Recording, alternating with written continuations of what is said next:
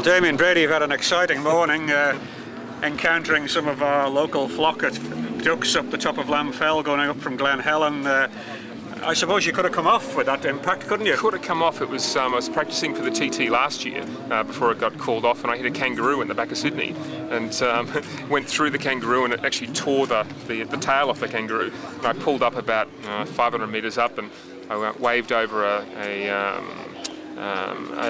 Harley rider and said, "Have you got some gaff tape?" And he said, "Mate, I ride a Harley, I've always got gaff tape."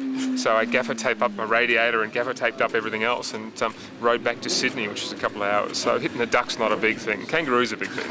Well, we've got wallabies in the Isle of Man, but I don't think we've got any kangaroos yet. But what is it that seems to make you the attraction for the wildlife and the poultry? I think people just look at me and say, "Here's a big dumb bloke, we might as well hit you." So roast duck on the menu today. Roast duck, yeah. Yeah, but nevertheless, you can't decry the problem of it. You can't deny that it could have fetched you off. It hit you on the shoulder. Hit me on the shoulder and knocked me off, and I pulled up at the next marshalling post and apologised for hitting the wildlife and asked them to clean my visor and get me ready. So off I went again. They're a protected species in the Isle of Man, you could be in problems here. The customs will probably get me on the way out. So.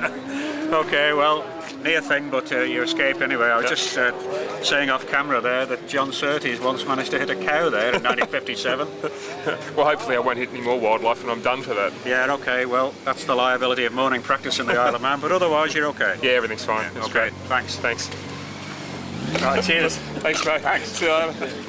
Thanks, mate. Have fun.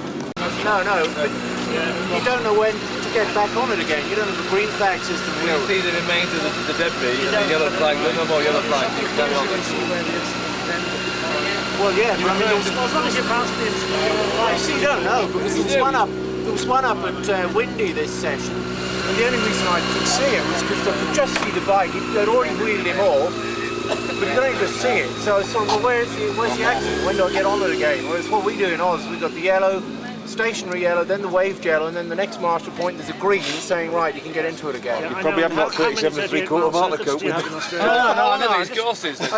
I just I'm conscious that I want to obey the rule, but I don't want to, I'm not being funny, I'm just illustrating the fact that it's impossible here. To me, I've just been there. It looked common sense to me when to carry on again. Yeah, see, I don't have common sense. No, we've noticed that. Yeah, thanks, Nick. Well, come on, it's, there's Seriously, Nigel, I can't help you on that. Okay, I just wanted to check whether there's a... I can't help you on that one, there's a except system. normally it's fairly obvious when it's... Okay. I think we'll have done that a little bit. Judgment. I'm not being thrilled with this situation so far, have you? What, the shot? Less than thrilled. It's a zebra. Less than thrilled, I think that was better if we give it a benefit of the doubt.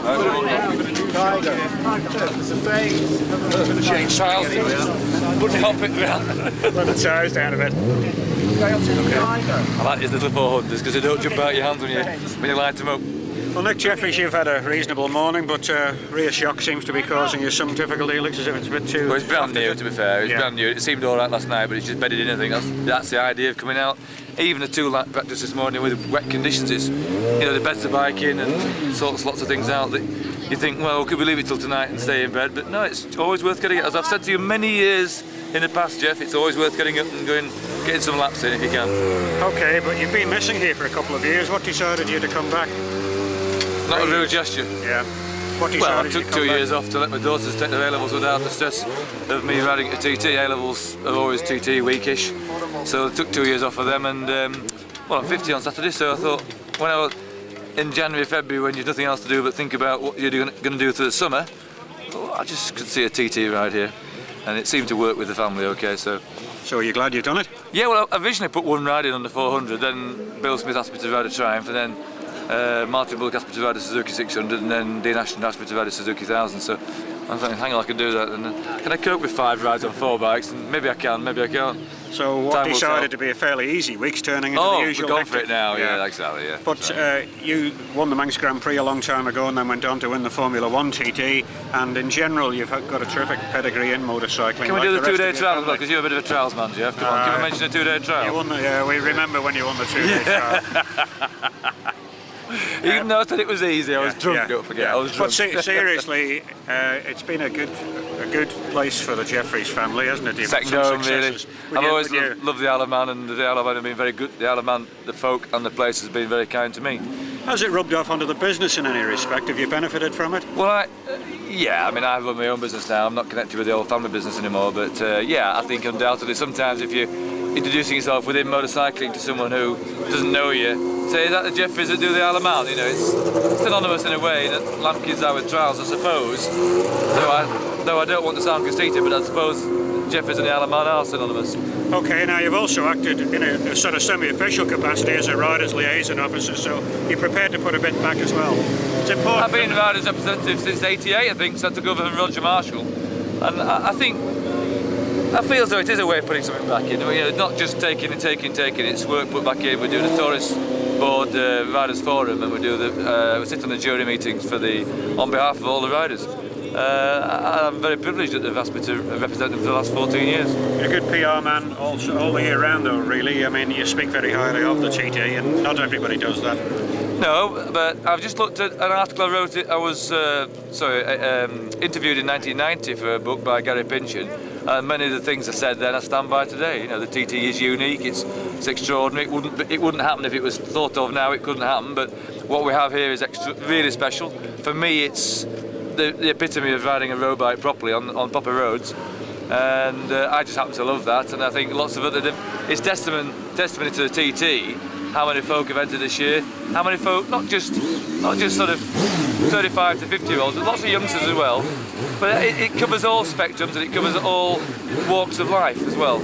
You get people from high-powered jobs, and you get ordinary working lads, unemployed lads, everyone across the spectrum. As long as they can get a bike, come and ride. And I think the beauty of production racing is that they can get a bike easily that is competitive, and they can show what they're worth. And we've got 2 production races this year. Well, I think that's the way that the market is going. I think the Isle of Man, the TT and the Manx reflect what's happened with the marketplace. And there's no, if you had the old junior TT for 350s, there'd be no entries, would there?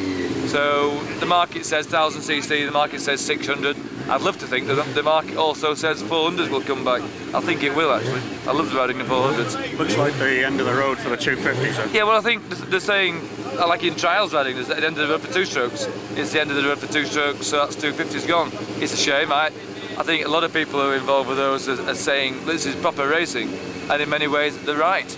But in the beginning there were 4 strokes here in 1907, and 2 strokes have always been on the edge, and they came back in the 70s, they were the thing. But pollution, etc., the modern times, we're in a 4-stroke world now, Jeff. Yeah, it's all environmentally driven. So it'll go the full circle back to the 4 strokes then, I think. We don't know everything. We don't know that ahead of us, new engines are developing 2 strokes that are very efficient emission-wise, and they may come back. We just don't know what's around the corner. That's what's exciting about this world, isn't it? I think we're glad that we don't know, really. So that keeps us driving on. Thanks for your time, and we'll talk again. Pleasure. Always enjoying it. Thanks a lot. Okay, bye for now.